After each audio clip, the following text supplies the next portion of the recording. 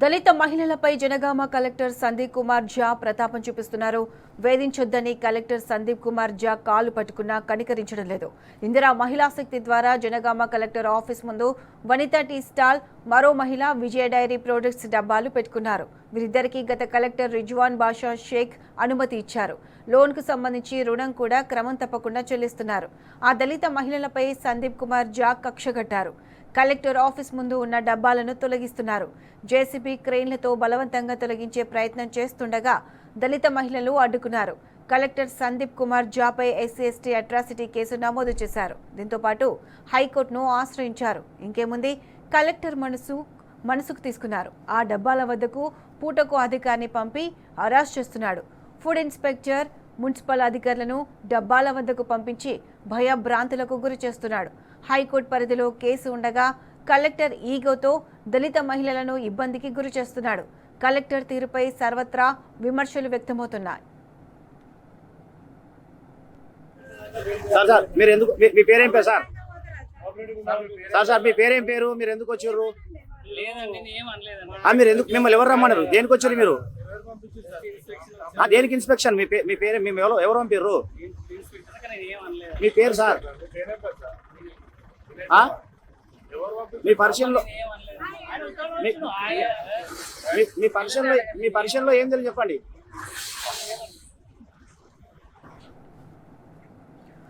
ఇదే అంశానికి సంబంధించి పూర్తి అప్డేట్స్ మా ప్రతినిధి రవికాంత్ అందిస్తారు. రవికాంత్, చెప్పండి. కలెక్టర్ ఈగోతో దళిత మహిళలను ఇబ్బందికి గురి చేస్తున్నట్లు తెలుస్తుంది. కలెక్టర్ తీరుపై సర్వత్రా విమర్శలు కూడా వస్తున్నట్టు తెలుస్తుంది. దీనికి సంబంధించి పూర్తి అప్డేట్స్ ఏంటి?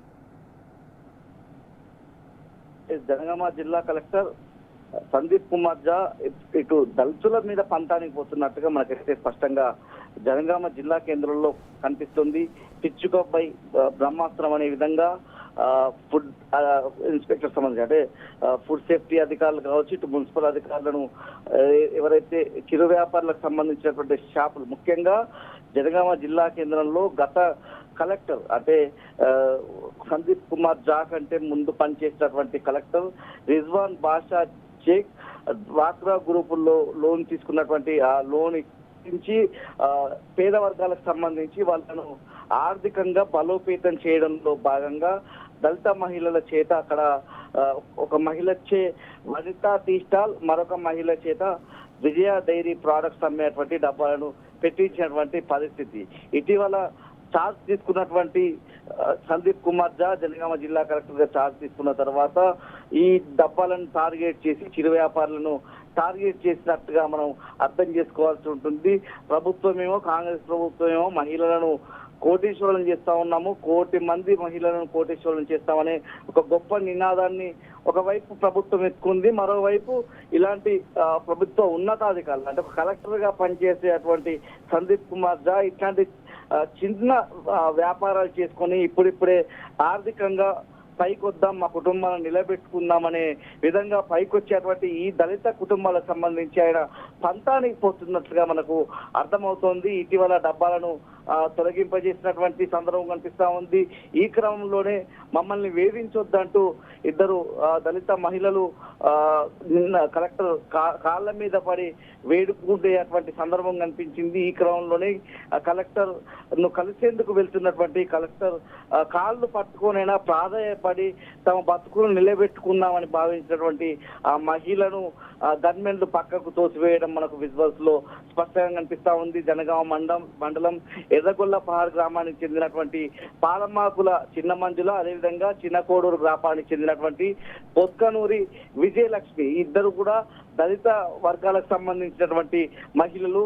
వీళ్ళకి సంబంధించి ఇందిరా మహిళా శక్తి ద్వారా గత కలెక్టర్ అంటే సందీప్ కుమార్ ఝా కంటే ముందున్నటువంటి కలెక్టర్ గా పనిచేసిన రిజ్వాన్ బాషా షేక్ డ్వాక్రా గ్రూప్ లో 2 మహిళలకు కూడా లోన్ ఇప్పించి కలెక్టర్ కార్యాలయం ముందు ఓ మహిళకు వనితా టీ స్టాల్, మరో మహిళకు విజయ డైరీ ప్రొడక్ట్స్ అమ్ముకునేటువంటి డబ్బాలను ఏర్పాటు చేయించారు. ఆ సందర్భంలో గొప్పగా విజయ డైరీ ప్రొడక్ట్స్ అందరూ ఆదరించాలనే విధంగా కూడా అక్కడ ఉన్నటువంటి ఎంపీ వచ్చినటువంటి సందర్భం కూడా కనిపించింది. పెద్ద ఎత్తున ప్రచార ఆర్భాటాలకు కూడా కాంగ్రెస్ ప్రభుత్వం తెరతీసినటువంటి సందర్భం కూడా మనం చూసాము. ఇలాంటి మహిళల మీద కలెక్టర్ ఒక దాడి చేసే విధంగా మహిళలను ఇబ్బంది పెట్టే విధంగా వాళ్ళ వ్యాపారాలను ఇబ్బంది పెట్టే విధంగా ప్రవర్తిస్తున్నప్పటికీ కనీసం ఇప్పటి వరకు ఒక విచారణ చేపట్టడము, కనీసం దీని మీద ముఖ్యమంత్రి స్థాయిలోనో లేకపోతే జిల్లా మంత్రుల స్థాయిలోనో ఒక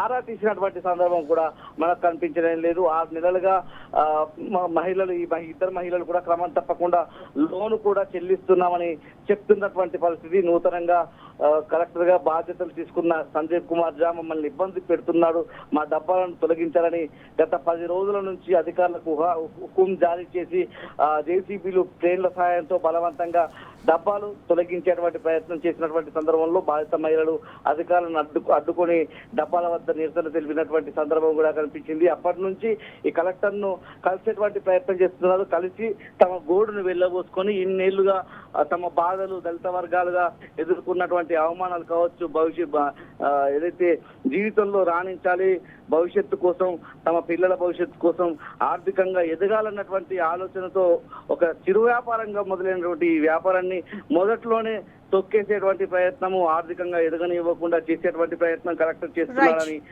మహిళలు అయితే ఆవేదన వ్యక్తం చేస్తున్నారు. కలెక్టర్ దాష్టీకం వీడాలనే విధంగా కూడా ఇటీవల ఎస్సీ కేసు పెట్టాలంటూ ఇటీవల పోలీస్ స్టేషన్ మెట్లు కూడా ఎక్కినటువంటి పరిస్థితి కనిపించింది. మళ్ళీ ఇంకా ఇటువంటి కక్షపూరితమైనటువంటి చర్యలే కలెక్టర్ చేస్తున్నారన్నటువంటి ఆరోపణలు అయితే మనకు వినిపిస్తున్నాయి.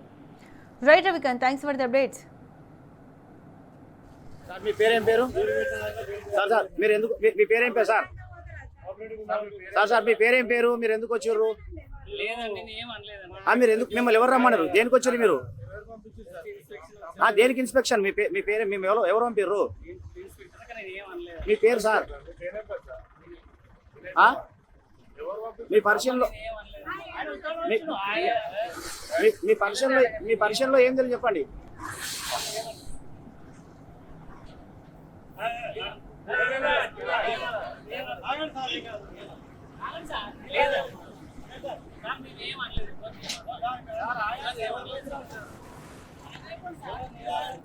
సార్ వాళ్ళు వచ్చిర్రు, వేరేది ఇస్తాం, కొత్త డేట్ వేసి ఇస్తామని రాసుకున్నారు.